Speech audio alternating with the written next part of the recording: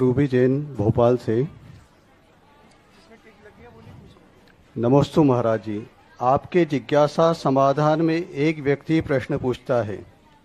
देखिए सभी के लिए है ये, लेकिन उसके साथ 4-5 लोग खड़े हो जाते हैं जिससे पीछे बैठे लोगों को कुछ नहीं दिखता, तो ये कहाँ तक उचित है? बिल्कुल प्रश्नकर्ता का जो प्रश्न है बिल्कुल जायज है। प्रश्न करने वाले को ही खड़े होना चाहिए। शेष इसलिए खड़े हो जाते हैं कि उनका वीडियो आ जाए तो उनके घर वाले देख लें। बिल्कुल इसमें सुधार होना चाहिए। प्रश्न करने वाला ही खड़े हो। और जो कमेटियां कभी आती हैं तो 20 सभा में खड़े नहीं करें, उनको साइड में बुलाकर खड़े करें। मंडल को आप जो जिज्ञासा कराते हैं और मंडल की जो जिज्ञासा होती है उनके लिए एक साइड में रखें। सब लोग बिल्कुल खड़े हो जाते हैं, पीछे वालों को कुछ दिखता ही नहीं।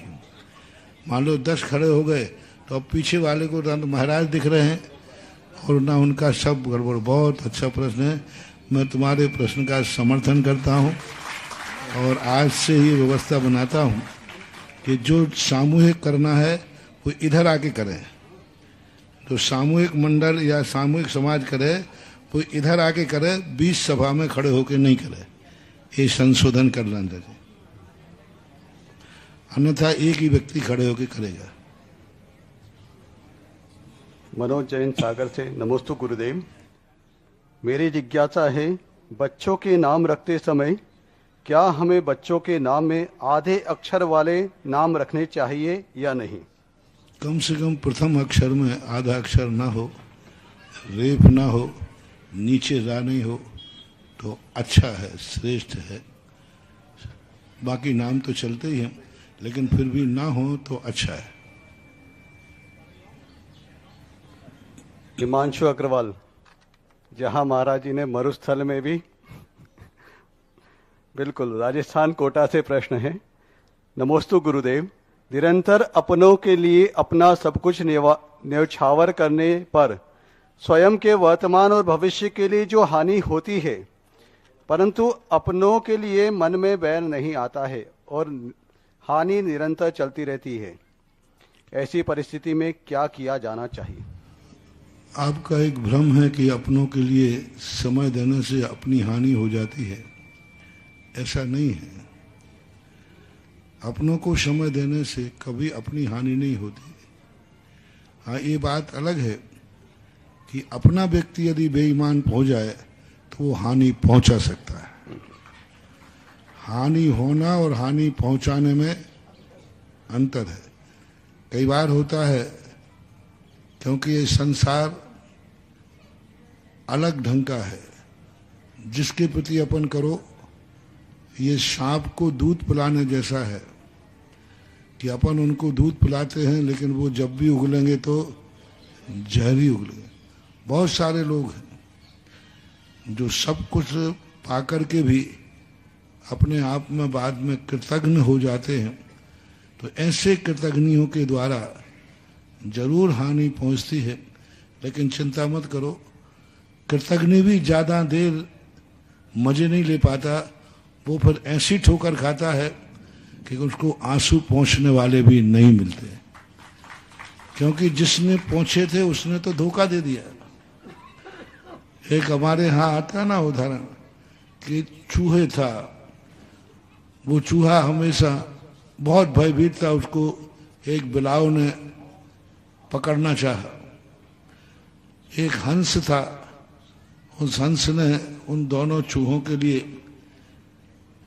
बोले, साहब आप मुझे पंखों में छुपा लो तो मैं बच जाऊंगा। हंस बेचारा सीधा साधा, उसने छुपा लिए और जैसे ही छुपाया तो बहुत देर तक छुपे रहे। और जब वो बिलाव निकल गया तो बाद में हंस ने अपने दोनों पंख उठाए तो वे दोनों नीचे गिर गए। बोले ये क्या किया था? वो दोनों चूहों से कहा हंस ने, भाई ये क्या किया तुमने? मैंने तो तुम्हारी रक्षा की है, मैं तो तुम्हारी सुरक्षा की है। इतनी देर तक मैंने रिस्क ली है आपकी सुरक्षा करने के लिए, और आपने मेरे पंख काट दिए। तो चूहे ने कहा साहब आपका स्वभाव रक्षा करना है और मेरा स्वभाव तो मेरे लिए कोई मतलब नहीं था कि उपकारी है कि अपकारी, मेरा तो बैठे बैठे काटना। तो अब चूहे के स्वभाव के लोग होते हैं कभी अपने, जो अपनों के ही पंख काट देते हैं, जिन्होंने शरण दी उन्हीं के पंख काट देते हैं, जिन्होंने उपकार किया उन्हीं को हानि पहुंचा देते हैं। ऐसे लोग चूहे के समान होते हैं। इनको एक बार शरण मिलती है, फिर द्वारा कोई हंस उनको शरण नहीं देता, फिर उनको बिलाव ही निपटाता है। ऐसा एक अभिषेक से संबंधित प्रश्न है अंचल जैन हटा दमोह से। नमोस्तु महाराज जी, मेरा प्रश्न है कि श्री जी का अभिषेक करने के बाद परिमार्जन चल रहा है, तो हम उसी समय पात्र में से गंधोदक लगा सकते हैं कि नहीं? गंधोदक जब लगाना चाहिए जब हम श्री जी को वापस सिंहासन पर विराजमान करने के बाद। कायदा तो यही है कि श्री जी को सिंहासन पर पहुंचाने के बाद ही गंधोदक लेना चाहिए। फिर भी भगवान जिस पात्र में बैठे हैं, जब तक भगवान बैठे हैं तब तक गंधोदक नहीं लेना चाहिए। यदि गंधोदक किसी नाली पाइप के आदि के द्वारा नीचे बर्तन में आ गया है तो वहां से ले सकते हैं विशेष परिस्थिति में। कायदा तो यही है कि पूरा अभिषेक होने के बाद ही फिर गंधोदक लेने की विधि होना चाहिए। ऐसा एक प्रश्न हमारा है, आप चे दीक्षित हैं, जब आपकी दीक्षा हुई थी तो उस वर्ष में हमारा जन्म हुआ था। मतलब जितने आपके दीक्षा को वर्ष हुए हैं उतने हमारे जन्म को वर्ष हुए शरीर की अपेक्षा थे। और पूज्य वर आचार्य महाराज के आशीर्वाद से पूज्य नियम सागर जी की महाराज जी के पास हमारा विदिशा की ओर प्रस्थान चल रहा है। तो आपका और महाराज जी का कुछ ऐसा अनुभव, ऐसा संस्मरण जो पूज्यवर नियम सागर जी से जुड़ा हो, हम सुनना चाहते हैं आपके मुख से। नियम सागर जी हमारे संघ के एक बहुत अच्छे सहिष्णु महाराज हैं, बहुत सरल स्वभावी हैं। उन्हें अपना विरोधी भी उन्हें अपना मित्र दिखता है। उनके अहितकारी को भी वो हितकारी मान लेते हैं, ये उनकी विशेषता है।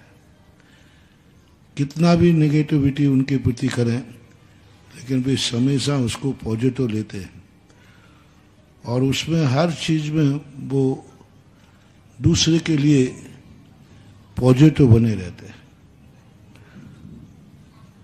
उनकी सबसे बड़ी एक, अभी हमने कुंडलपुर में कहा था कि आपने एक गलती हमारे साथ बहुत बड़ी की है कि जब मैं क्षुल्लक था, महाराज अलग थे, नियम सागर, इन्होंने मुझे पीछे नहीं बनाने दी। एक बार मैंने बनाने का प्रयास किया तो थोड़ी गड़बड़ हुई, बोले चलो तुमसे नहीं बनता, तुम बैठो।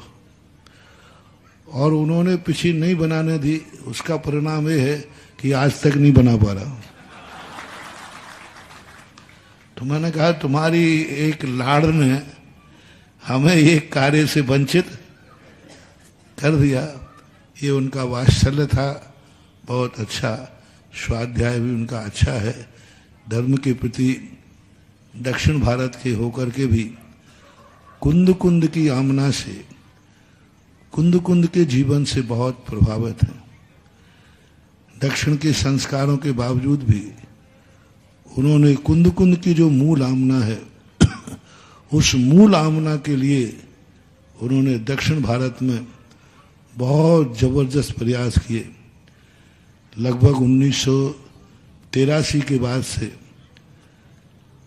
वो दक्षिण की तरफ चले गए थे और दक्षिण भारत में उन्होंने जहाँ कुंद कुंद की मूल परंपरा प्रायः लुप्त थी और कुंद कुंद की परंपरा को दक्षिण भारत में जीवित करने का जो मोर्चा लिया है, साहस किया है, वो हैं हमारे अग्रज निर्यापक श्रमण मुनि नियम सागर जी महाराज। बहुत उनको विपरीत परिस्थितियां झेलना पड़ी, बहुत समाज के द्वारा प्रतिकूल वातावरण बना उनको, लेकिन फिर भी वो अडिग रहे और तत्व चर्चा के प्रति, स्वाध्याय के प्रति। दक्षिण भारत में क्रियाकांड है, स्वाध्याय नहीं।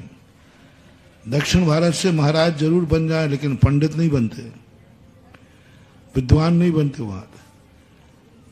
तो महाराज ने वहां पर जाकर के स्वाध्याय की परंपरा डाली।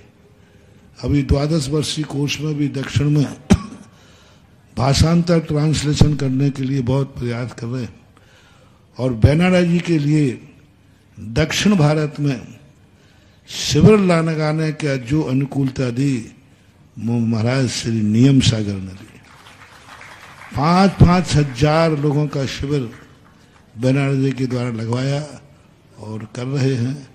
बहुत अच्छे उनके भाव हैं और रहना सीमित हुआ। 80 से 83 तक ही हम लोग 3 साल ही साथ रह पाए। उसके बाद उनका संघ से अलग विहार हुआ, वो दक्षिण की तरफ चले गए। इसलिए प्रवास तो अल्प रहा, लेकिन उनके नेचर ने हमारे लिए बहुत प्रभावित किया और उसी नेचर से हमने उनको आदर्श भी माना है।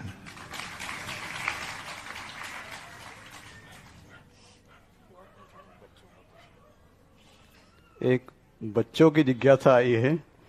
सभी भगवानों की जन्म व तपस्थली है, लोग वहां जाकर क्या मनाते हैं?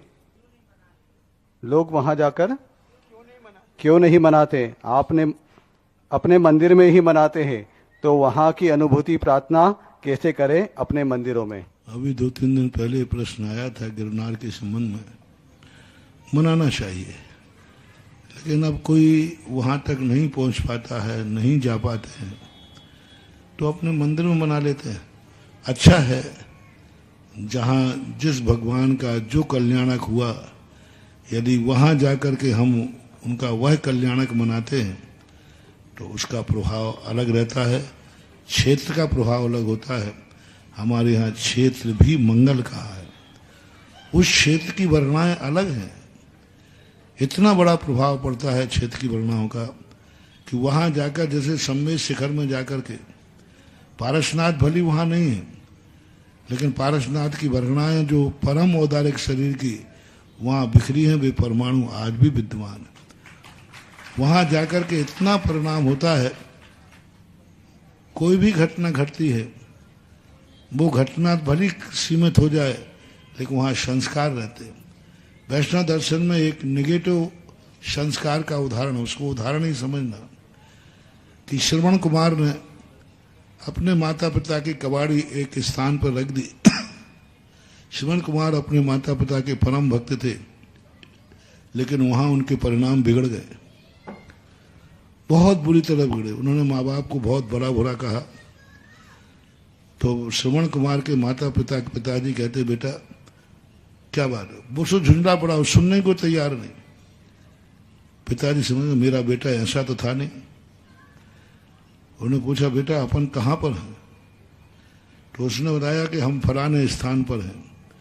पिताजी समझ गए, हजारों वर्ष पहले, लाखों वर्ष पहले यहां पर एक बेटे ने मां की हत्या की थी। लाखों वर्ष पहले एक बेटे ने, कथा आती है पूरी, मां की हत्या की थी। अब लाखों वर्ष बाद आज जहां बेटे ने मां की हत्या की थी, लाखों वर्ष बाद भी आज उस स्थान पर कबाड़ी रखने से बेटे के भाव बिगड़ गए। यानी बेटे के भाव माँ बाप के प्रति निकृष्ट हो गए। तब पिताजी ने कहा, बेटा ठीक है, पर थोड़ा सा हमें नदी पार करा दे, फिर छोड़ देना। और जैसे वो नदी के बीच में पहुंचा, उसको पश्चाताप हुआ, अरे मैंने कितने बुरे भाव कर लिए, मैंने कितने गलत भाव किए। तो पिताजी कहते, बेटा तेरी गलती नहीं है, वो स्थान ही ऐसा था। जब गलत वर्गणाओं का प्रभाव लाखों वर्षों तक रह सकता है, तो तीर्थंकर जैसी पवित्र वर्गणाओं का प्रभाव कितने वर्षों तक रहेगा?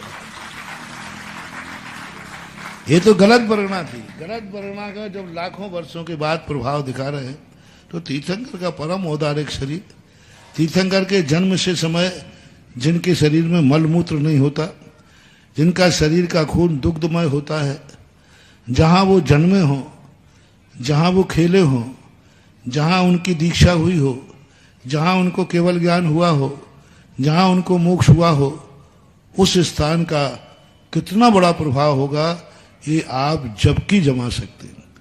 एक गलत प्रभाव लाखों वर्षों तक चलता है, तो एक अच्छे तीर्थंकर का प्रभाव कितने वर्षों तक होगा, बराबर विशुद्धि बढ़ती है। मैं खुद इसका साक्षी हूं, मुझे खुद इस बात का अनुभव, मैंने इतने सारे केस लॉन्च किए, लेकिन एक केस लॉन्च मैंने पारसनाथ टोंक पर किया था 83 के अंदर, और वहां के केस लॉन्च की जो आनंद की अनुभूति हुई थी उस क्षेत्र की, वो अनुभूति अभी तक नहीं हुई, क्योंकि वहां जो क्षेत्र है, वहां की जो वर्गणाएं थी, उन वर्गणाओं का एक बहुत बड़ा आनंद होता है। यदि ये आनंद नहीं होता, लोग तीर्थ वंदना करने जाते क्यों? क्यों गिरनार की वंदना करने जाते, क्यों शिखर जी जाते? क्योंकि अब वहां भगवान तो है नहीं, भगवान तो चले गए, क्या वंदना करने जाते हैं? कुछ नहीं महान हुआ। वो चरणों की तुम बात कहो तो चरण तो अपने मंदिर में भी रख सकते हैं, चरण तो यहां भी बना करके रख सकते पारसनाथ के, नहीं, उस टोंक पर जाकर के वंदना करना, वहां की वर्गणाओं का बहुत बड़ा प्रभाव पड़ता है। गिरनार की 5वीं टोंक पर जो विशुद्ध भाव होता है, ठीक है आज अराजक तत्व हैं, लेकिन आज भी वहां पर वर्गणाएं हैं, उनका प्रभाव रहता है बराबर। जिनको मौका मिले उनके कल्याणकों पर, उनके स्थान पर पहुंचने में बहुत बहुत लाभ है।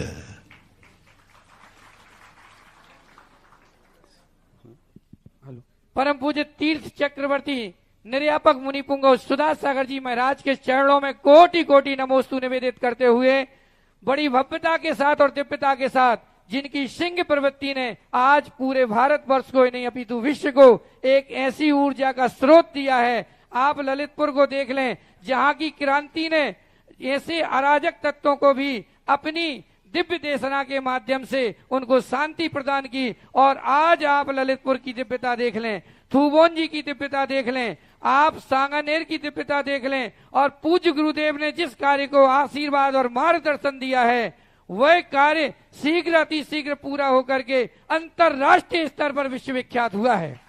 ऐसे पूज्य गुरुदेव की उस वाणी ने आज यहाँ पर भी जितने अराजक तत्व थे, जिन्होंने पूज्य गुरुदेव के प्रति अपनी दुर्भावनाओं को व्यक्त करके उनकी भी अराजकता को शांत करके दिगंबरत्व की श्रवण संस्कृति की वो स्थापना की है कि जन जन में एक ऐसी ऊर्जा की क्रांति जगी है कि आज घर घर से आवाज निकल रही है कि गुरुदेव का चातुर्मास हो तो केवल सागर में हो। आज पूज्य गुरुदेव के श्री चरणों में बैठ करके जन जन सिर्फ यही भावना भा रहा है कि पूज्य गुरुदेव, यह मंगलगिरी तीर्थ क्षेत्र जहां आपकी दिव्य दृष्टि पड़ी है, जिस प्रकार से हम देखते हैं कि पूरे भारतवर्ष के क्षेत्रों में एक ऐसे अतिशय के साथ आपने उन क्षेत्रों के निर्माण को आशीर्वाद दिया, आज वे क्षेत्र पूरे देश में विश्व में चरम पर हैं। उनकी दिव्य आभूत दिव्यता देखने के लिए पूरे विश्व से लोग लालायित रहते हैं। ऐसे ही यह मंगलगिरी तीर्थ क्षेत्र भी बन सकता है, यह भी अंतरराष्ट्रीय स्तर पर मानकों में तैयार हो सकता है।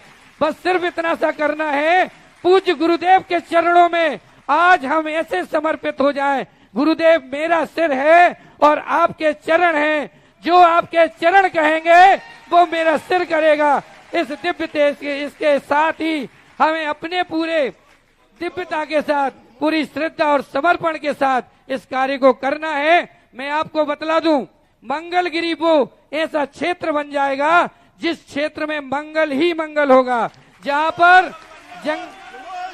जहां जंगल की बात खत्म होकर के चारों ओर आप देखें कि किस प्रकार से आपके यहाँ हम 20 लाख पानी के टैंक की बात करते हैं, पूज्य गुरुदेव के आशीर्वाद से 50 लाख लीटर पानी का टैंक बनेगा। हम बात करते हैं नारियल तीर्थ क्षेत्र की, जहां अलौकिक विभूति है। अरे हम पूज्य गुरुदेव से निवेदन करते हैं, गुरुदेव इस भव्य प्रांगण में नारेली से भी अद्भुत तीर्थ क्षेत्र बन करके तैयार होगा। बस आवश्यकता है हम सब मिलकर के सागर की शकल दिगंबर जैन समाज मिलकर के गुरुदेव के चरणों में एक माथा रखते हैं और कहते हैं गुरुदेव माथा मेरा है, सिर आपका है, माथा मेरा है और आशीर्वाद आपका है। आशीर्वाद आपका मिलेगा तो मैं पूरे तन से, मन से, धन से समर्पित होकर के अपनी पूरी ऊर्जा दे करके इस कार्य को करूंगा। भावना पूरी बना ले क्योंकि समय उतना ही है। ऐसा ना हो समय निकल जाए और फिर पछताना पड़े। गुरुदेव की वाणी को हमें इस प्रकार से, जो गुरुदेव ने कल कहा था, गुरुदेव ने कल तो आचार्य महाराज के लिए समर्पित किया था, आज हमें गुरुदेव को समर्पित करना है। समय पर्याप्त नहीं है, समय बहुत अल्प है। महानुभाव इस अल्प समय में जो निर्णय लेंगे और इनके साथ जो जुड़ा है वो तत्परमति वाला होता है, बुद्धिमति वाला होता है, उसको देर नहीं लगती और जिसको देर लगती है वो सुधा सागर का भक्त नहीं होता। यहाँ सुधा सागर जी का भक्त वही है जिसको बहुत शीघ्रता से निर्णय लेना है। ऐसा निर्णय लो जो हम वर्षों से नहीं कर पाए, आज पूज्य गुरुदेव के उस आशीर्वाद से कर सकें। आइए हमारी कमेटी, मंगलगिरी की कमेटी एक साथ खड़ी है, उनसे निवेदन है किनारे से खड़े हो जाएं। पीछे के सदस्यों को दिखता नहीं है। सभी महिला मंडल समाजों से मेरा विनम्र आग्रह है, आप जब एक साथ अगर खड़े होते हैं तो किनारे की ओर खड़े हो जिससे कि पीछे वालों को बाधा ना हो। अपना निवेदन और जिज्ञासा रखिए। मेरे गुरुदेव के चरणों में बारंबार निवेदन है कि हम लोग आपके चरण में लोगों को शरणागत हैं। आपके चरणों में हम लोगों के लिए जगह मिले, आपका आशीर्वाद मिले, इसी के हम लोग आभारी हैं। आपके 40 वर्ष से आपकी प्रतीक्षा है और 40 वर्ष बाद आज हमें ये सौभाग्य मिला है और सागर को भी सौभाग्य नहीं मिला कि अभी तक आपका चौमासा मिला हो। तो समस्त सकल दिवंगत जैन समाज की तरफ से मैं आपके चरणों में निवेदन करता हूं कि मंगलगिरी में सागर का चौमासे का सौभाग्य हमको मिले, आशीर्वाद मिले। ऐसा गुरुवर से निवेदन है।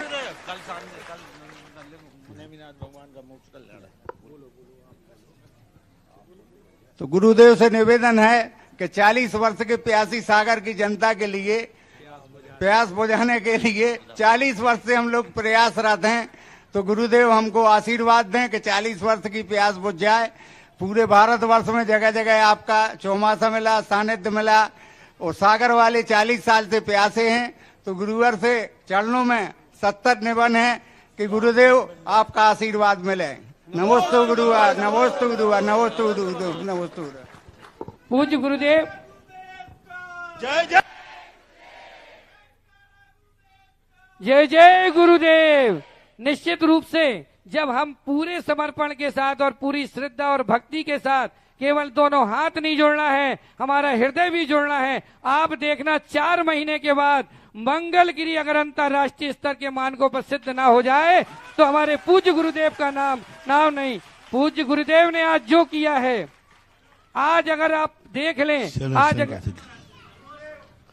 जी, और मैं इसी क्रम में पूज्य गुरुदेव से मैं निवेदन कर रहा हूं, हमारे बीच में जिन्होंने इस सागर नगर में एक गौरव दिया, शिक्षण शिविरों में अपना महत्वपूर्ण योगदान दिया, प्रशासन की पूरी व्यवस्थाओं को चुस्त दुरुस्त किया, ऐसे आदरणीय हमारे कमिश्नर महोदय श्री पवन कुमार जी जैन साहब, जिनका श्रवण संस्कृति के प्रति बहुत अनुराग है, उनसे आग्रह करते हैं अपनी जिज्ञासा रखें। इसके पश्चात उनके सम्मान के लिए मैं निवेदन करूंगा हमारी मंगलगिरी ट्रस्ट समिति से अशोक अध्यक्ष जी जय कुमार जी, अशोक नगर जैन समाज के अध्यक्ष थुबोन जी, समिति के अध्यक्ष एवं श्रीमान विजय कुमार जी धुर्रा, संयोजक मध्य प्रदेश महासभा। मुनि श्री के चरणों में त्रिवार नमोस्तु, मुनि संघ के चरणों में नमोस्तु, छुल्लक जी के चरणों में इच्छामि। महाराज श्री, मैं अपने आप को बड़ा ही सौभाग्यशाली मानता हूं कि मैं एक तो जैन कुल में जन्म हुआ और ऊपर से आचार्य गुरुवर के आशीर्वाद से आज मैं इस मुकाम पे हूं। मैं कई बार इस बात को अपने वरिष्ठ अधिकारियों के बीच में इस बात को बोल चुका हूं कि आज मैं जो भी हूं केवल आचार्य भगवान के आशीर्वाद से हूं। महाराज जी, मुझे बहुत दिन याद है जब 1985 में आचार्य भगवान का चातुर्मास आहार जी में हुआ था और मैं कक्षा 9 में पढ़ता था। तो ऐसे भाव और संस्कार ऐसे रहे कि बार बार हर रविवार प्रवचन हुआ करते थे आचार्य भगवान के, और मैं बार बार सारी चीजें छोड़कर, स्कूल छोड़ करके, ट्यूशन छोड़ करके, संडे को स्कूल तो नहीं था, ट्यूशन हुआ करती थी, उसको छोड़ करके भी आचार्य भगवान के चरणों में जाया करता था। और तब से आज तक कोई भी दिन शायद ऐसा नहीं निकला होगा जब मैंने अपनी अंतरात्मा से आंख बंद करके आचार्य भगवान को नमोस्तु ना किया हो। कई बार कितनी विषम स्थितियां आई, लेकिन मैं आचार्य भगवान का स्मरण और उनको हमेशा ध्यान करता रहा।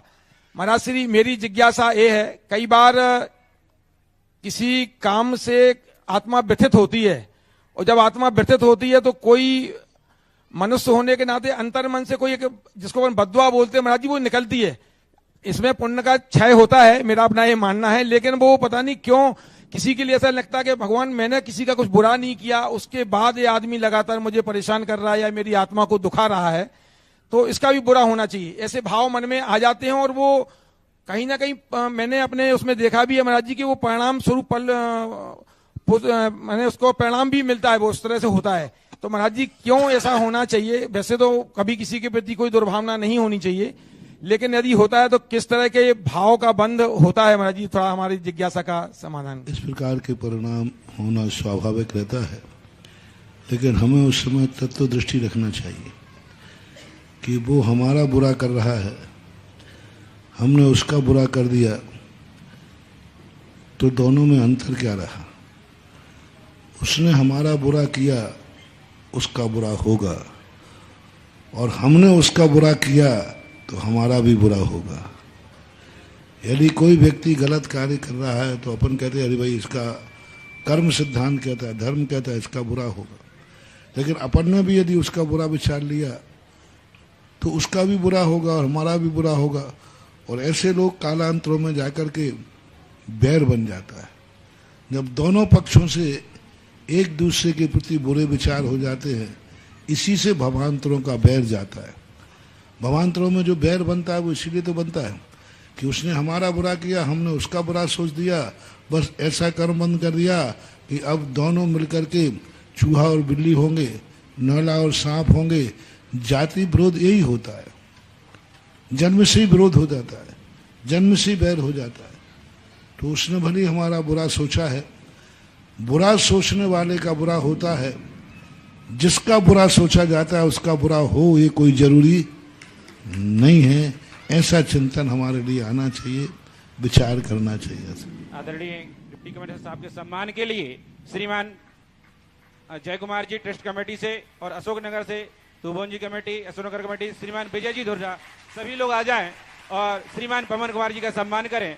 और इसके बाद जिज्ञासा के लिए मैं श्रीमती सुनीता दिनेश बैसाखिया केशवगंज, और इसके बाद तैयार रहें श्रीमती शकुन जैन, अभय जैन, मडावरा वाले सागर।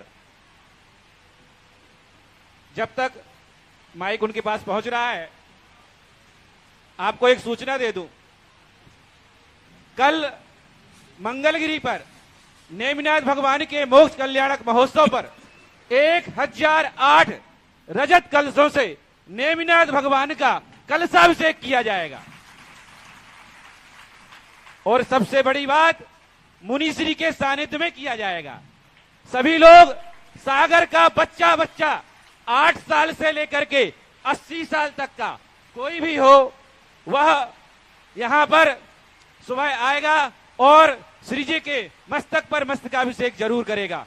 सभी के भोजन की व्यवस्था मंगलगिरी ट्रस्ट की ओर से यहीं पर की गई है, और सभी कॉलोनियों में कॉलोनी बस व्यवस्था भी की गई है, जो आपको यहां पर लेकर के आएगी और छोड़ेगी भी।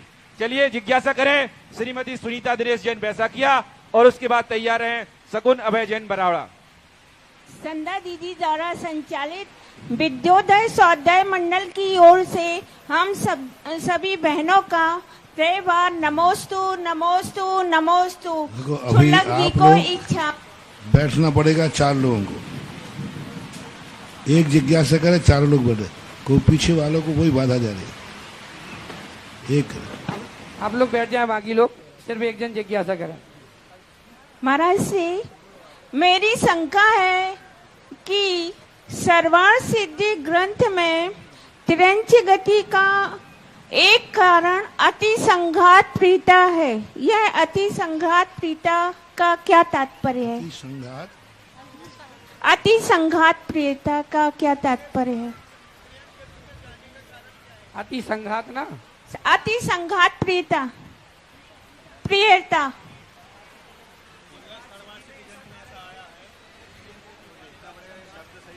कौन से अध्याय में है?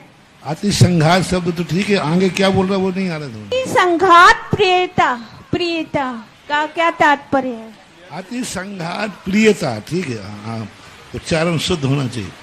अति संघात है ना, जो मार काट में रुचि रखता है, प्रिय, जिनको सबको समाज को भड़काना, अति संघात मार काट में रुचि रखना, जितनी ज्यादा संघर्ष हो उसमें रुचि रखना। दो ही पालड़ी दे दिया तेल, तुम नाचो हम देखें खेल, ये अति संघात प्रियता कहलाती है। यानी जिनको हिंसा में, लड़ाई में, झगड़ों में ही आनंद आता है, दूसरों को बढ़ा दिया, लड़ते रहो और आनंद लेते हैं, ऐसे लोग त्रियंश गति में जाते हैं, ऐसा मानना चाहिए। पूज्य श्री आज चातुर्मास के लिए सकल दिगंबर जैन समाज ने पुनः निवेदन किया है और तत्काल इंद्र देवता भी आगमन कर गए हैं। तो पूज्य श्री इसको तो हम लोग यही माने कि पूज्य गुरुदेव आकाश पाताल सब लोग यही चाहते हैं, सबकी यही भावना है। पूज्य गुरुदेव आपका आशीर्वाद मिले। मैं अगली जिज्ञासा के लिए निवेदन कर रहा हूँ। शकुन जैन, अभय जैन, मड़ावरा परिवार, इसके बाद तैयार रहें अभय जी बराठा।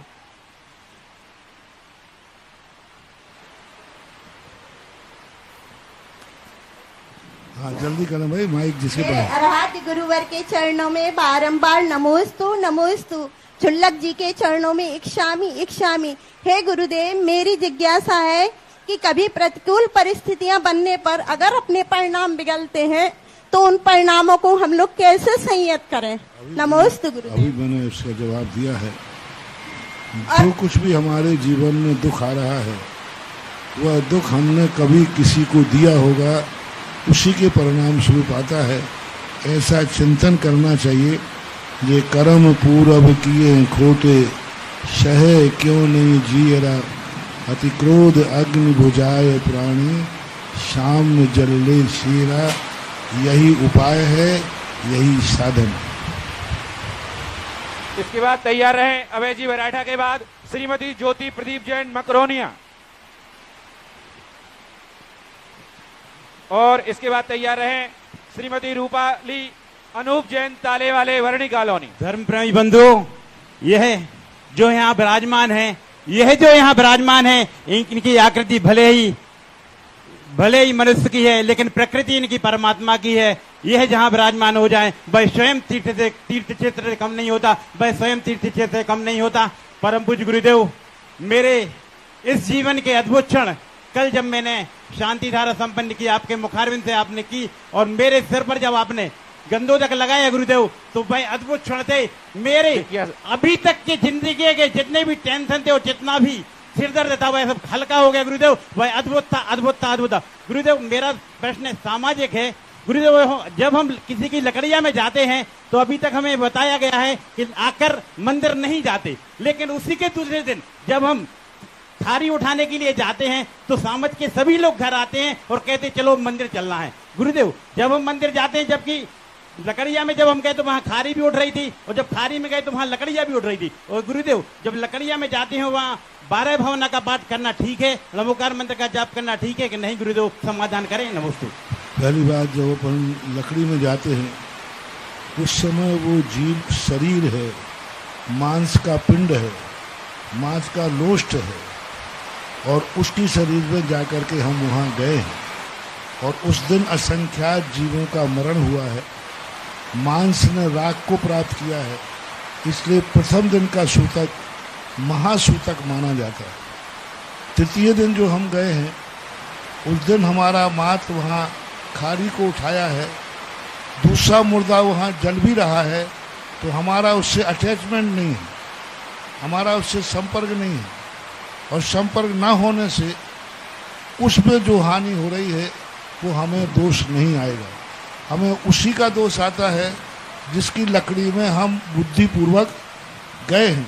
अब मान लो आप खारी उठाने गए, उसी समय दूसरा मुर्दा भी पहुंच सकता है, लेकिन आपका अटैचमेंट ना होने से उसका दोष आपको नहीं लगता है।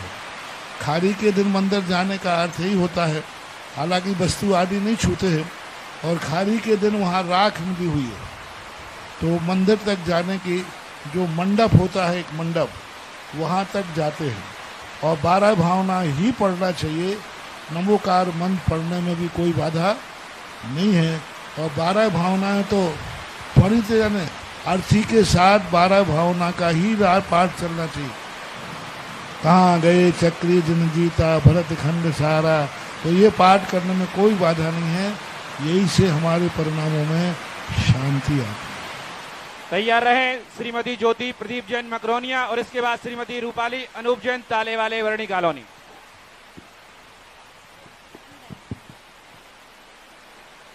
गुरुदेव के चरणों में मेरा कोटि कोटि कोटि कोटि कोटि कोटि नमोस्तु मुनि संघ को इच्छामि। हे गुरुदेव, मेरी शंका है कि जब हम सोते समय त्याग करते हैं तो साथ में 10 दिशाओं में आवागमन का भी त्याग करते हैं, पर कई बार सपने में टूट जाता है। हम सपने में कहीं घूमते हुए अपने आप को देखते हैं, आहार कर अपने आप को भोजन करते देखते हैं, तो क्या गुरुदेव उस सपने में टूटे हुए नियम का भी दोष लगता है हमें? दोष बराबर लगता है। स्वप्न में लगे हुए दोषों का भी प्रायश्चित होता है, पर उतना अल्प होता है, बहुत अल्प होता है। ज्ञाताज्ञात भावाधिकरण वीर्य विशेषेभ्य अज्ञान, लेकिन दोष तो लगता है, क्योंकि उस समय हमें उस दोष की अनुभूति होती है, और अनुभूति होने से अल्प दोष आता है, महादोष नहीं। इसके बाद तैयार रहें श्रीमान श्रेयांश जी शास्त्री एवं समस्त गीतांजलि ग्रीन सिटी।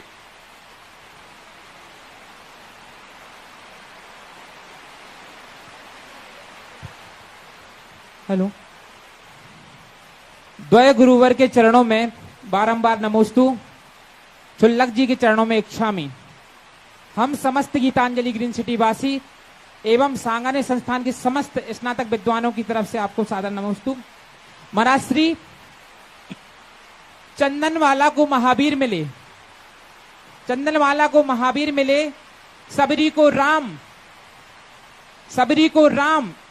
इसी प्रकार अपन शास्त्रों में देखें तो ऐसे अनेकों उदाहरण आते हैं कि किसी को समर्पण से, धर्म की लगन से, निष्ठा से जरूर कुछ ना कुछ प्राप्त होता है। तो भगवान जब आपकी आगवानी हुई तो समर्पण दिखा, और कल भी समर्पण दिखा, और इंद्रोना भी समर्पण कर दिया। तो गुरुवर, हमारी इच्छा है कि वो समर्पण कैसा होगा, कैसा समर्पण करें कि आपके चरण राज हमारी कॉलोनी और सागर में 4 महीने रहे, क्योंकि हम तो आपके बेटे हैं, हम तो आपके बेटे हैं, सांगाने में पड़े हैं, और बेटा अपने बाप से तो मांगेगा तो मांगेगा। तो गुरुवर, आप जरूर रहें, सागर में जरूर रहें, और गीतांजलि में भी जरूर पधारें। नमोस्तु भगवान। समर्पण क्या है? समर्पण शबरी ने राम से पूछकर समर्पण नहीं किया था, कैसा समर्पण करें। जय हो, जय हो। शबरी ने कभी ये नहीं कहा था कि रामचंद्र जी ये बताओ कि हम आपको कैसे समर्पण करें। जय हो। समर्पण की परिभाषा अंदर चेतना से आती है, जिसको समर्पण करना है समर्पण की परिभाषा उससे नहीं पूछी जाती। देखिए, सबरी का समर्पण था, उस समर्पण का अनुकरण आपको खुद करना चाहिए। इसके बाद तैयार रहें कुमारी सिद्धि जैन नेहानगर, और उसके बाद तैयार रहें अनुपम निधि अंश हर्ष सिद्धार्थ जैन पडरिया।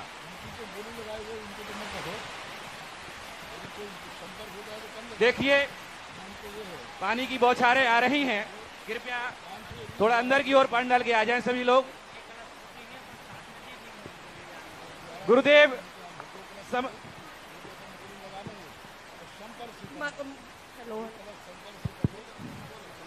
महाराज श्री को 3 बार नमोस्तु नमोस्तु नमोस्तु, छुल्लक जी को इच्छामि। महाराज श्री, मेरा प्रश्न ये है, मैं अभी कक्षा 11वीं में वर्ल्ड हिस्ट्री पढ़ रही हूँ, उसमें हमें बताया है कि मनुष्य बंदरों की प्रजाति से आए हैं, तो ये कहाँ तक उचित है और हमारे जैन धर्म से कैसा संबंधित है? नमोस्तु महाराज। ये जो कथा है, बस इसी कथा से विज्ञान झूठा सिद्ध होता है।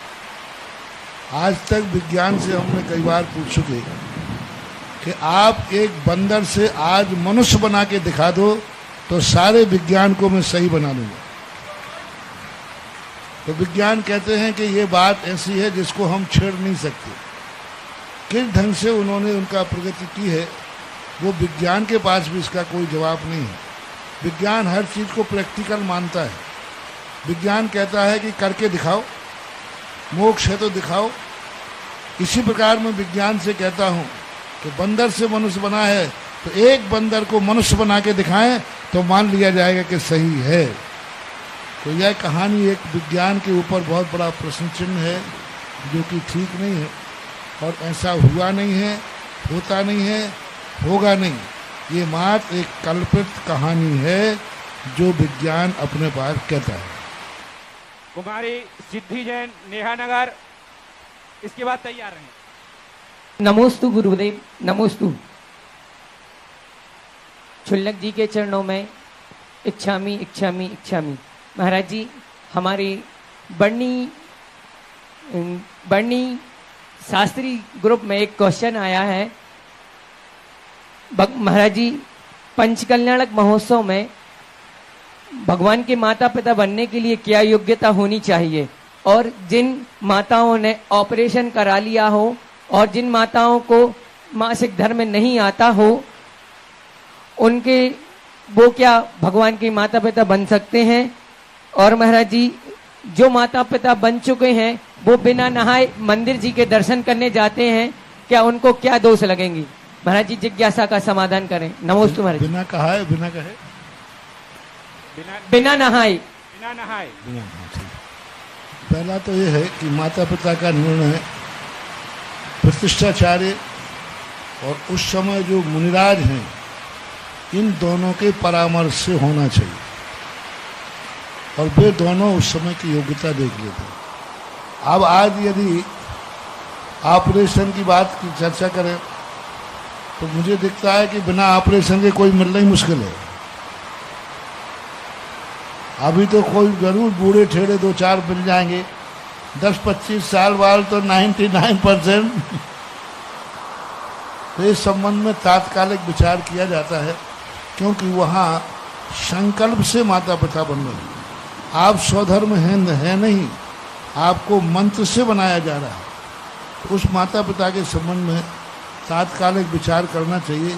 यहाँ से कोई फरमान जारी नहीं किया जा सकता क्योंकि शास्त्र में इस संबंधी कोई भी समीकरण, कोई भी उल्लेख किसी प्रतिष्ठा पाठ में नहीं मिला। माता पिता का स्वरूप का कोई भी उल्लेख नहीं मिला। स्वधर्म आदि के मिलते हैं लेकिन माता पिता का जो स्वरूप है प्रतिष्ठा पाठों में कहीं वर्णन देखने में नहीं आया। माँ साक्षात जो माता पिता का वर्णन है उसके आधार पर अपन लोग माता पिता बना लेते हैं, बाकी आगम से कोई भी उल्लेख नहीं है। अब बिना नहाए मंदिर जाते हैं तो 2 प्रकार के होते हैं।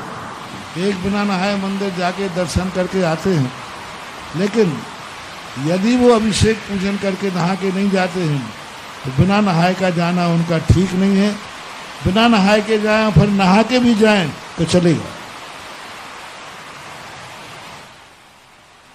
इसके बाद तैयार रहें शुभम जैन शास्त्री, वर्धमान कॉलोनी, और उसके बाद तैयार रहें साधिका जमुना बाई जी, साधिका आश्रम।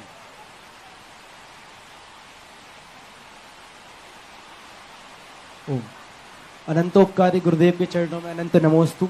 नमोस्तु महाराज जी। इच्छामी महाराज जी। महाराज जी, प्रश्न ये है, चतुर्निकाय की देवों के माध्यम से जो कृत्रिम जिनालयों में महापूजा की जाती है उसमें जो द्रव्य चढ़ाया जाता है उसका क्या होता है? विलीन हो जाती है अथवा उसका उपयोग पुनः होता है, ऐसा कुछ?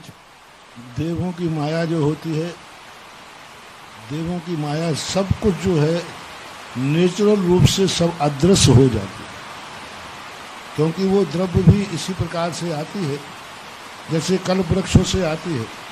तो कल्प वृक्षों के सामने कोई वस्त्र मांगता है तो उसको मिल जाते हैं, तो पुराने वस्त्रों का क्या होता होगा? पुराने वस्त्रों को तो ढेर लग जाएगा। नहीं, जैसे ही वो वस्त्र छोड़ता है वो वस्त्र अदृश्य को प्राप्त हो जाते हैं। इसी प्रकार मकान बनाता है। अब उन्होंने कहा ये मकान पसंद नहीं, दूसरा मकान बनाएगा, तो वो मकान अदृश्य हो जाता है। वहाँ की अवस्था में अदृश्य पना रहता है, अपने आप विलय को प्राप्त हो जाते हैं। वहाँ कोई माली नहीं होता, झाड़ू लगाने वाला नहीं होता। वो द्रव्य चढ़ाते हैं, एकाध मुहूर्त के बाद, उनके जाने के बाद वो सब अदृश्य हो जाते हैं। गुरुदेव, एक ऑनलाइन जिज्ञासा आई है बनारस से। डॉक्टर आनंद जी, कमलेश जी पूछ रहे हैं कि गिरनार पर्वत पर हुए दिगंबर और श्वेतांबर विवाद में भट्टारक पद्म कीर्ति जी ने सरस्वती प्रतिमा से मंत्र के बल पर यह पूछवाया कि दोनों परंपरा में कौन प्राचीन है। ऐसे में उस पाषाण की प्रतिमा ने आदि दिगंबरा कहा। यह प्रसिद्ध है, क्योंकि जिन धर्म अनादिकालीन है, ऐसे में प्रतिमा ने अनादि दिगंबरा के स्थान पर आदि दिगंबरा क्यों बोला? कृपया इसका समाधान करें। आदि दिगंबर का शब्द इसलिए बोला उन्होंने, आदि का अर्थ जब से दुनिया में जो कुछ भी धर्म है वह प्रथम दिगंबर ही है। आदि शब्द एक लोक व्यवहार के भाषा में आता है।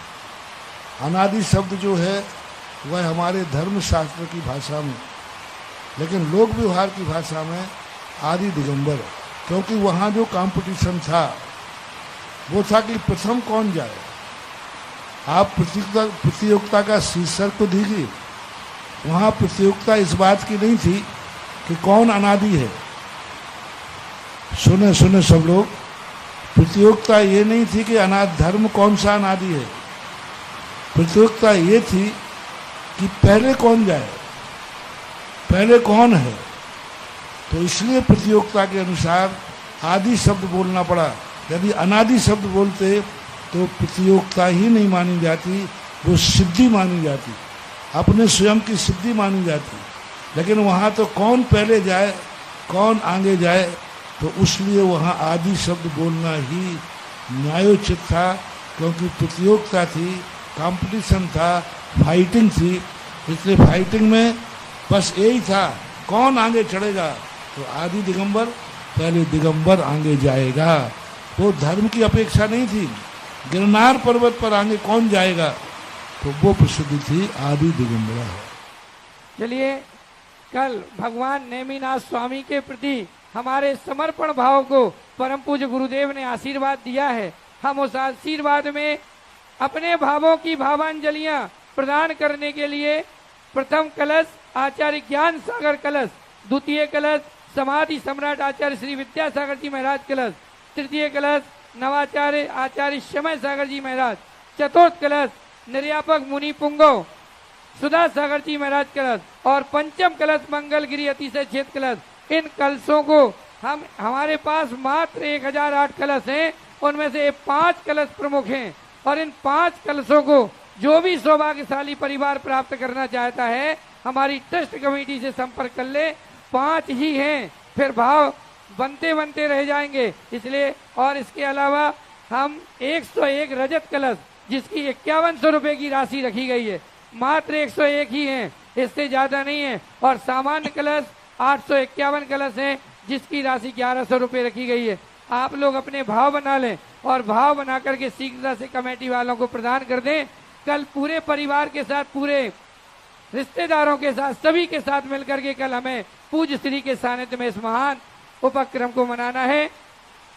और कल सुबह 6 बजे से हम इस पूरे कार्य में लग जाएंगे और परम पूज्य मुनि श्री के सानिध्य में उनके मुखारविंद से ऐसे अभूतपूर्व मंत्रों का उच्चारण। और अभय भैया कह रहे थे, हमारे ऊपर हाथ रखा है तो जीवन बदल गया और पूज्य गुरुदेव का आशीर्वाद मिला, ऐसे लाखों जीवों का जीवन बदल गया। हम सबको भी आशीर्वाद मिलेगा। आप सब जुड़ करके, कोई चूक ना जाए, चूक गया तो छूट गया। ऐसा एक अवसर पुनः हमें मिला है, एक ऐतिहासिक अवसर। यह भी मंगलगिरी के लिए ऐतिहासिक अवसर है। इतने वर्षों में ऐसा ऐतिहासिक अवसर ऐसे श्रेष्ठ मुनिराज के सानिध्य में अपने आप में बहुत महत्वपूर्ण है। और जिज्ञासा रखेंगे ब्रह्मचारिणी शिल्पा दीदी सरोज और टिंकल दीदी नागपुर। और इसके बाद जिज्ञासा रखेंगे हमारे स्टूडेंट बस से सुनील कुमार जैन साहब। सुनील कुमार जी जैन साहब, आप जिज्ञासा रखें। नमोस्तु नमोस्तु नमोस्तु। महाराज जी, हमारा प्रश्न है कि सवेरे बगैर नहाए मंदिर जाते हैं तो अंदर जाना चाहिए या बाहर ही से दर्शन करना चाहिए? बिना नहाए मंदिर जाते हो तो मंडप तक जा सकते हो, लेकिन फिर नहाने के बाद जरूर जाना पड़ेगा। बिना नहाए तो बोनस में जाओ क्योंकि चाय पीना है, लेकिन भोजन करने के पहले पूजन करने जरूर जाओ। अकेले बिना नहाए करके आ गए और हो गया दर्शन तो नहीं माना जाएगा, क्योंकि जैन श्रावक के कुल में जन्म लेने के बाद अभिषेक पूजन बताई है। देव दर्शन विधि तो जैनियों के लिए तो नहीं है, देव दर्शन विधि उनके लिए है जो भगवान की पूजन और अभिषेक करने के योग्य नहीं है। जैसे हरिजन आदि है, ये जाति जो हैं इनको अभिषेक नहीं करते हैं, तो ये देव दर्शन है। आप लोग कौन है? जैन हो तो जैन के लिए तो देव दर्शन नहीं लिखा है, देव पूजा लिखी है। बाद में अभिषेक करने जाते हैं, ठीक है, फिर कोई बात नहीं, दर्शन डबल करने में कोई बाधा नहीं।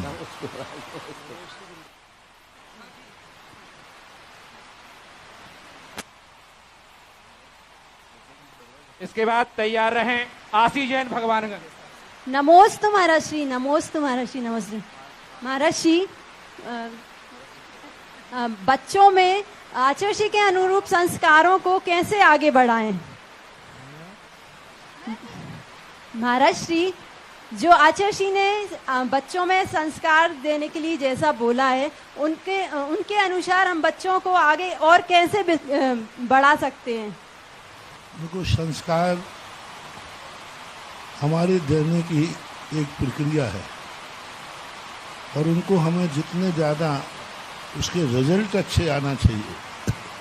संस्कार जिसको दिया गया है, यदि उस संस्कारवान के समाज में रिजल्ट अच्छे आएंगे तो फिर संस्कार लेने वालों की लाइन लग जाती है। रिजल्ट अच्छा आना चाहिए, उसको इस ढंग से संस्कारित किया जाए कि वह व्यक्ति उसको चार लोग देखें तो उससे पूछे कि ये संस्कार तुमने कहाँ से पाए हैं, मैं अपनी बिटिया को भी वहाँ उस संस्कार के लिए भेजेंगे। इस प्रकार का वातावरण हमारे लिए बनना है। आचार्य महाराज साधु संत तो सूत्र देते हैं, संकेत देते हैं, आचार्य तो मंत्र देते हैं, जाप तो हमें करना है ना। गुरु मंत्र दे सकते हैं, जाप भी गुरु देने में सो बात नहीं है। गुरु के दिए हुए मंत्र को यदि हम अपनी जिंदगी में जाप बना ले तो यही हमारा सबसे बड़ा उपकार माना जाता है गुरुओं को। इसके बाद तैयार हैं श्रीमती शोभना जैन, दृढ़ संकल्प महिला मंडल, वर्धमान कॉलोनी। नमोस्तु महाराज जी, नमोस्तु महाराज जी, नमोस्तु। इक्षामी चुल्लक जी। महाराज जी, मेरी जिज्ञासा ये है कि सीता जी ने शिक्षा कहाँ से ग्रहण की? हम लोगों ने पद्म पुराण में पढ़ा तो हम लोगों को नहीं मिला। नमोस्तु महाराज जी। किसी भी स्थिति में राजकुमारियों को कहीं गुरुकुल आदि में शिक्षा देने का प्रावधान शास्त्रों में नहीं मिला। अभी तक कोई जैन पुराण में नहीं मिला कि राजकुमारियां किस गुरुकुल में जाके शिक्षा प्राप्त करती हैं। यह जरूर मिला है कि बच्चियों के लिए शिक्षा घर में ही उनके माता पिता देते थे या उनके रिश्तेदार देते थे, उनके नाना नानी देते थे। यह उल्लेख तो जरूर मिला है, यह देखने में उल्लेख आया है। जैसे ब्राह्मणी सुंदरी का एक दो और रानियों के संबंध में आया, लेकिन कहीं अलग किसी की कस्टडी में पुरुषों जैसे गुरुकुल की व्यवस्थाएं नहीं थी, इसलिए अपने खुद के परिवार के संरक्षण में ही उनकी शिक्षा होती थी, ऐसा मान्य है। आप सभी के उत्साह को देखते हुए जिनवाणी चैनल ने 20 मिनट समय और बढ़ा दिया है, इसलिए आप लोग बिल्कुल चिंता ना करें। इसके साथ साथ जो कल महामस्तकाभिषेक होगा, उसका चाहे छोटा कलश हो, चाहे बड़ा कलश हो, चाहे कोई भी कलश हो, वो सारे के सारे कलश जो भी राशि देगा, जो भी नाम लिखवाएगा, उनको घर ले जाने को मिलेंगे। और साथ ही साथ निवेदन एक और है, जो भी घर से निर्वाण लाडू बना करके लाएंगे, क्या बना करके लाएंगे? क्या बना करके लाएंगे? निर्वाण लाडू बना करके लाएंगे। उन्हें प्रथम, द्वितीय और तृतीय पुरस्कार कमेटी की ओर से दिया जाएगा। चलिए इसके बाद तैयार रहें श्रीमान। मंडल खड़ा नहीं हो सकता, पूरा मंडल मेरे गुरुवर नहीं, सिर्फ एक ही नियम बन चुका मंडल है, से एक ही खड़ा होगा। नियम बन चुका है। मंडल करना तो यहाँ आइए और इस तरफ मुंह करके खड़े होइए। कल से व्यवस्था शक्ति के साथ लागू होना है। मेरे गुरुवर जिनकी सामूहिक व्यवस्था हो उन मंडलों को यहाँ तुम्हारे पास बुलाओ, यहाँ खड़े होकर प्रश्न करें, सभा के बीच में महाराज जी खड़े हम लोग होकर। आगे निकल के आ जाएं। आइए, जब तक दूसरा जिज्ञासा करता है कल से पहले से बैठना चाहिए आगे। चले आप लोग। मेरे गुरुवर, मेरे आराध्य, मेरे इष्ट देव के चरणों में बारंबार नमोस्तु नमोस्तु नमोस्तु। दृढ़ संकल्प ग्रुप की हमारी सभी बहनें जो कि 52 सदस्याएं हैं, वो हमारी बहनें करीबन 2 साल से साधिका आश्रम में सेवाएं दे रही हैं। उन सभी की तरफ से बारंबार नमोस्तु नमोस्तु नमोस्तु। मेरे परिवार की ओर से त्रिवार नमोस्तु नमोस्तु नमोस्तु। हे गुरुवर, आज मेरी जिज्ञासा है कि अकाम निर्जरा क्या होती है और वह कैसे होती है? क्या व्रत और उपवास करने से अकाम निर्जरा होती है या केवल पुण्य मिलता है? व्यक्ति जब मोक्ष के अभिप्राय को छोड़ करके संसार के कार्यों के लिए व्रत तपस्या आदि करता है तो वो अकाम निर्जरा के अंतर्गत आती है। आत्म अनात्म के ज्ञानहीन जे जे करनी तन करन छीन। आत्मा और अनात्मा का ज्ञान नहीं है, परमार्थ की सिद्धि का भाव नहीं है। सांसारिक इच्छाओं को लेकर के जो बाल तप किए जाते हैं वह सब अकाम निर्जरा के अंतर आते हैं। दूसरी अकाम निर्जरा होती है जो मजबूरी में सहन किया जाता है। मजबूरी में किसी ने भोजन ही नहीं दिया, उस दिन का उसका उपवास हो गया, लंघन हो गया, तो उसमें भी अकाम निर्जरा होती है। अकाम निर्जरा का अर्थ ही है उस निर्जरा से कोई लाभ होने वाला नहीं है, लेकिन निर्जरा तो है वो।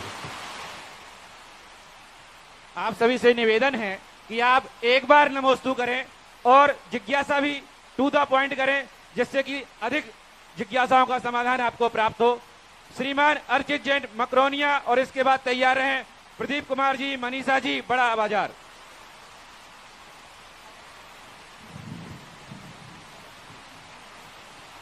और इसके बाद तैयार रहें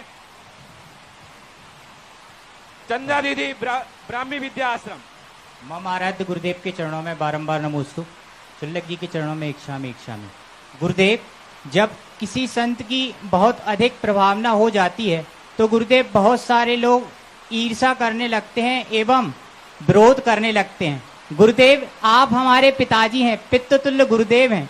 गुरुदेव, जब ये बेटा आपकी बुराई सुनता है तो इसके अंदर बहुत क्रोध आ जाता है, इसे बहुत पीड़ा होती है। गुरुदेव, हम इस क्रोध को कैसे डील करें? क्योंकि गुरुदेव, आप समझ सकते हैं कि जब एक बेटे के मुंह पर पिता को कोई खराब बोल जाए तो उसे कितनी पीड़ा होती होगी। गुरुदेव, ये उल्लू सूरज की कीमत क्यों नहीं समझते हैं? गुरुदेव, सूरज को गाली क्यों देते हैं? गुरुदेव, समाधान कीजिए। गुरुदेव, समाधान कीजिए। गुरुदेव, उसमें तुम्हें ये सोचना चाहिए, यदि कोई तुम्हारे गुरु की बुराई कर रहा है तो समझना चाहिए हमारा गुरु जरूर महान है, क्योंकि लोग पत्थर उसी पेड़ पर मारते हैं जिसमें रसीले फल होते हैं। जय जय गुरुदेव। ये सोचना चाहिए और खुश होना चाहिए कि बहुत अच्छा, क्योंकि जो बुराई की जा रही है जरूर मेरे गुरु में महानता है। और ये भी देखना चाहिए जो द्वेषपूर्वक किया जाता है और द्वेषपूर्वक की हुई क्रिया को अच्छा मानना चाहिए। निंदक नीरे राखिए आंगन कुटी छवाए। वो निंदा जो कर रहा है वह अपने आप में तुम्हारी महानता बता रहा है, लेकिन ये पक्का है निंदा करने वाले की दुर्गति निश्चित है। नीच गोत्र का बंद करता है। एक सामान्य पुरुष की भी निंदा करता है और कोई साधु संत की बुराई करता है तो नीच गोत्र का बंद करता है, और नीच गोत्र का बंद दुर्गति के साथ भी होता है। जैसे राजा शृणक ने निंदा की, 7 नरक की आयु बंद हुई। एक रानी ने निंदा की मुनिराज की, तो कितने बार वो सूकरी बनी, गधी बनी, दुर्गंधा बनी। एक बार आलोचना की थी, एक बार घृणा की थी, और उसके परिणाम स्वरूप उसको कितने बार तो गधी बनी, सूकरी बनी, कुकरी बनी, अंत में जाके दुर्गंधा बनी। कितने भाव व्यतीत होने के बाद जब सुगंध दशमी व्रत किया तब वो अपराध माफ हुआ।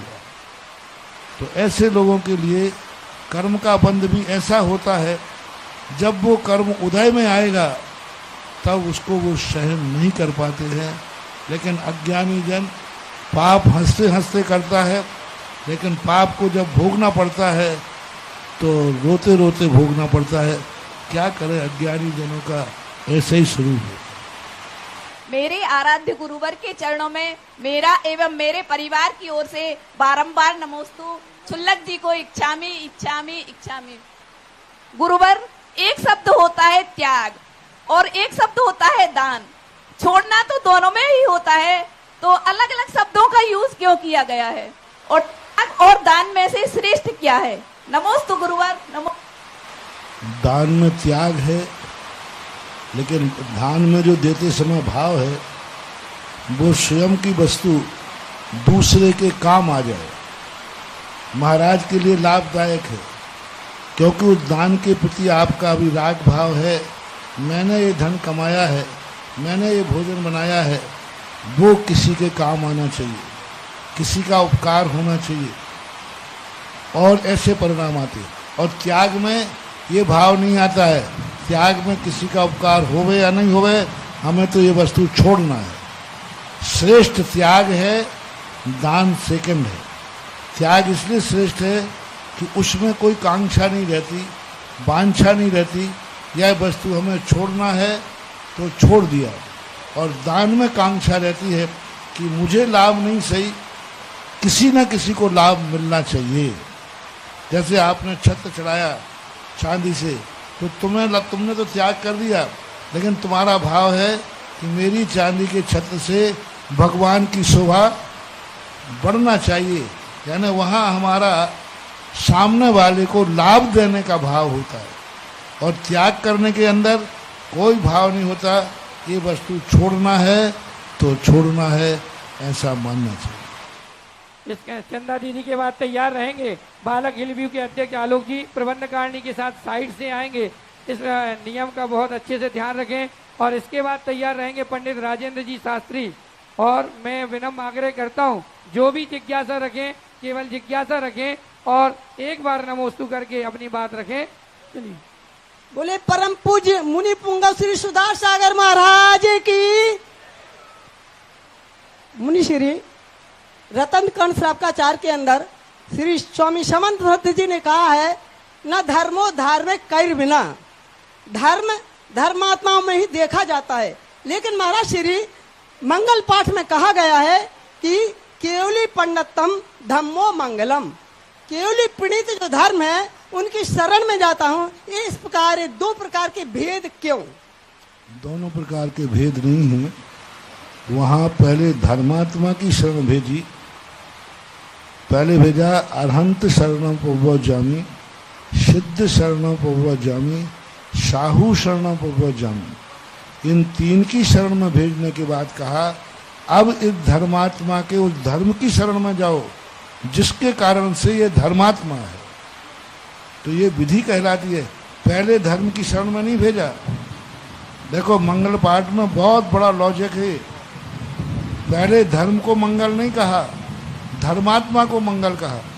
पहले धर्म को उत्तम नहीं कहा, धर्मात्मा को उत्तम कहा। पहले धर्म की शरण में नहीं भेजा, धर्मात्मा की शरण में भेजा। लोग धर्मात्मा की शरण में जाने के बाद अपने आप को कृतकृत मानने लग जाते हैं। तो उनको सुधारने के लिए कहा कि धर्मात्मा की शरण में तो गए हो, लेकिन जिस धर्म के कारण वो धर्मात्मा बना है उस धर्म की भी शरण स्वीकार करो। ये बहुत बड़ा अच्छा प्रश्न है और लॉजिक है। धर्म बड़ा है तो धर्म को पहले आकर के करना चाहिए। धम्मम शरणम पवज्जामि, लेकिन चौथे नंबर पर रखा। मंगल में भी चौथे नंबर, उत्तम में भी चौथे नंबर और शरण में भी चौथे नंबर। यहाँ भी हमारे लिए जो अभी प्रातः काल के प्रवचन चल रहे हैं धर्म और धर्मात्मा पर, वह भी इस मंगल पाठ से भी सिद्ध होते हैं। चलिए जिज्ञासा रखें बालक हिलव्यू जी, माइक दे दें और इसके बाद तैयार रहेंगे। ये बालक छोटा सा आदित्य जैन, इसने बहुत बाहुबली कॉलोनी और पंडित राजेंद्र शास्त्री। महाराज श्री के चरणों में बालक हिलव्यू एवं बालक कॉम्प्लेक्स एवं मनोरमा कॉलोनी के समस्त प्रबंधकारिणी, ट्रस्ट कमेटी एवं समस्त धर्मावलंबियों की ओर से मुनि संघ के चरणों में सादर नमोस्तु नमोस्तु नमोस्तु। और जिज्ञासा के लिए सपना जी। मेरे आराध्य गुरुवर के चरणों में त्रिवार नमोस्तु नमोस्तु नमोस्तु।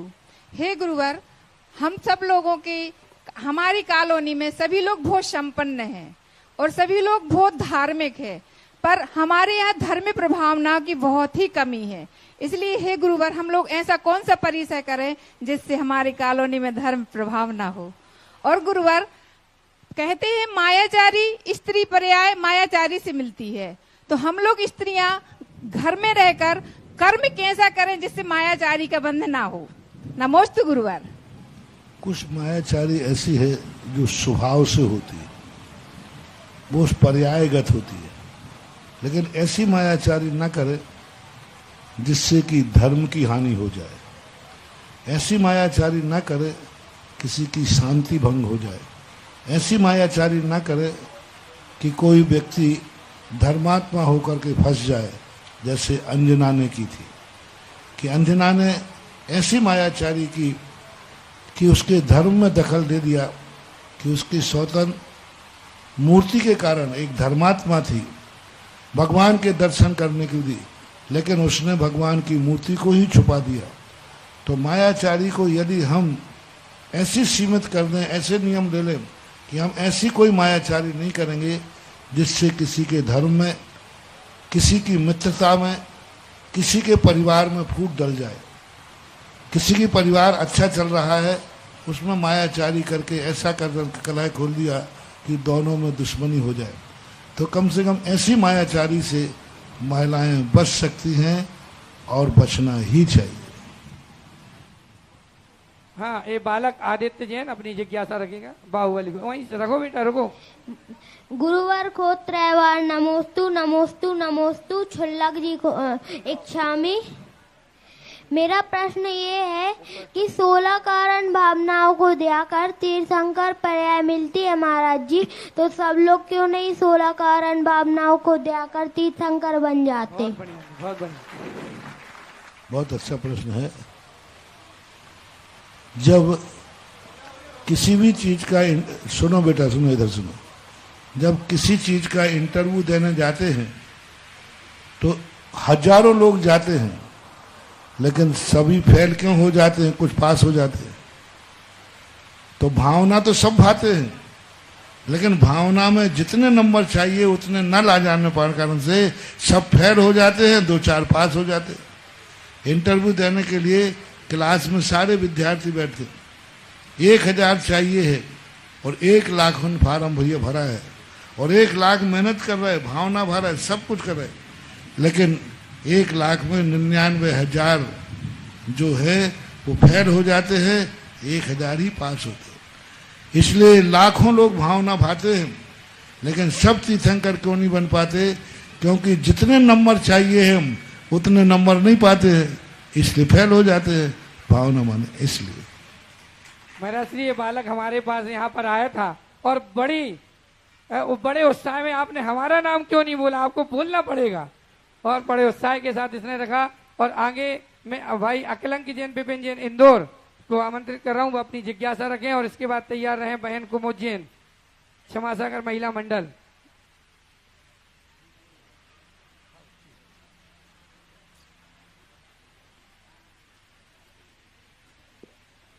महाराज जी के चरणों में त्रिवार नमोस्तु। इच्छामी जी के छुल्लक जी के चरणों में त्रिवार इच्छामी। महाराज जी, मेरा प्रश्न यह है, प्रक्षाल का अर्थ एक प्रकार से धोना होता है और श्री जी का तो अभिषेक है, तो हम श्रावक प्रक्षालन शब्द का प्रयोग करते हैं, वह उचित है या नहीं, या फिर इसका कोई और भी अर्थ है? हमसे जिससे हम परिचित नहीं हैं। नमोस्तु महाराज। प्रक्षाल शब्द बिल्कुल ठीक नहीं है, गलत है। अभिषेक शब्द अलग चीज है और प्रक्षाल शब्द अलग चीज है। प्रक्षाल शब्द तो सफाई का नाम है, मूर्ति की सफाई के लिए कहा जाता है, इसलिए शास्त्रों में अभिषेक शब्द का ही प्रयोग किया है, उसी का प्रयोग करना चाहिए, प्रक्षाल शब्द नहीं करना चाहिए। रखें कुमुद जैन क्षमा सागर महिला मंडल चक्राघाट, वहीं से रखें आप अपनी जिज्ञासा। गुरुदेव नमोस्तु। इच्छामी महाराज जी सर्वार सिद्धि ग्रंथ में लिखा है कि पर्याप्तक कोई जीव पर्याप्तक संगी पर्याप्तक और पंचेंद्री हो, वह उत्तम सहनन वाला हो, वो उत्कृष्ट आयु का बंध करता है। तो महाराज जी स्वयंभू रमन समुद्र में जो मच्छ होता है, मच्छ उसके कान में छोटा सा मच्छर होता है, तो क्या वह उत्तम सहनन वाला होता है? वो भावों से सप्तम नरक प्राप्त करता है। जो तंदुल मत्स्य होता है वो भी वज्र सम नाराज संगन वाला हो सकता है, सम्मूर्छन है और सप्तम नरक की भावना नहीं, सप्तम नरक चला जाता है। इसलिए उसके पास बराबर, सभी के पास वो कोई नियम नहीं, लेकिन उसके पास वज्र सम नाराज संगन हो सकता है। आइए हम सब लोग मिलकर के परम पूज्य निर्यापक मुनि पुंगव सुधा सागर जी के महाराज के श्री चरणों में आरती करने का सौभाग्य प्राप्त कर रहे हैं। आरती करने का कौन सौभाग्यशाली परिवार है? 11,111 रुपया, 11,111 रुपया। आज कौन सौभाग्यशाली परिवार है जो हमारे पूज्य गुरुदेव के श्री चरणों में आरती करने, और पूरी कॉलोनी भी इस सौभाग्य को प्राप्त कर सकती है। आप लोग पधारे हैं, आइए 11,111 रुपया। 1 मिनट में हम अपना ये कार्य पूरा करेंगे। कौन सौभाग्यशाली परिवार है, कौन कॉलोनी इस सौभाग्य को प्राप्त करेंगे? आज पूज्य श्री की आरती करने का सौभाग्य प्राप्त करेंगे। 11,111 रुपया, 11,111 रुपया 1, 11,111 रुपया 2, 11,111। कौन सौभाग्यशाली महानुभाव परिवार आज इस सौभाग्य को लेने के महान उपक्रम को करेगा? यह एक ऐसा पावन पुनीत उपक्रम कि पूज्य श्री के गुणों का गान करते हुए उनकी आरती करने का साक्षात सौभाग्य उस परिवार को प्राप्त हो।